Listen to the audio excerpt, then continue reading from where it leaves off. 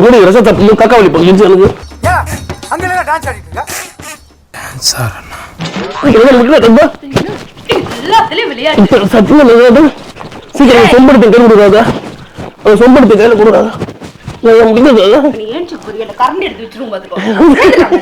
நல்லா பயந்துட்டேன் நானே சாப்பிட்டு இப்படியே பண்ணுவாங்க உண்மையிலேயே அந்த ரசத்தை சாப்பிட்ட உடனே எனக்கு வந்து ஏதோ விஷம் பாய்சன் பாய்ச்ச மாதிரி ஒரு இழுத்துக்கு தெரியும் ஒரு பக்கம் ஏன் நான் ரசம் வச்சா நல்லாவே இருக்காதா நீ சாப்பிட்டதே இல்லையா ஏதோ புதுசா சாப்பிடுறியா நீ ரசம் எல்லாம் சொல்லாத நேத்து இந்த குண்டாலுக்கு முத்தியா அதை கழுவி அந்த தண்ணியில வந்து புளிய கரைச்சி ஊத்துற ஏதாச்சும் வச்சு தந்தனே பெருமைப்படு அங்கெல்லாம் குழம்பு வைக்காம கஞ்சி ஊத்தி கொடுக்குறாங்க அது கறி குழம்பு சிக்கன் குழம்பு அப்படி ஏதாவது இருந்தா மட்டும் கொஞ்சமா சோறு வைக்கிறது எனக்கு இந்த ரசம் சாம்பார் உருளைக்கிழங்கு எல்லாம் வைக்கிறப்ப மட்டும் எனக்கு அப்படியே அள்ளி வச்சிருது எப்ப பார்த்தாலும் சோறு சோறு சோறுன்னு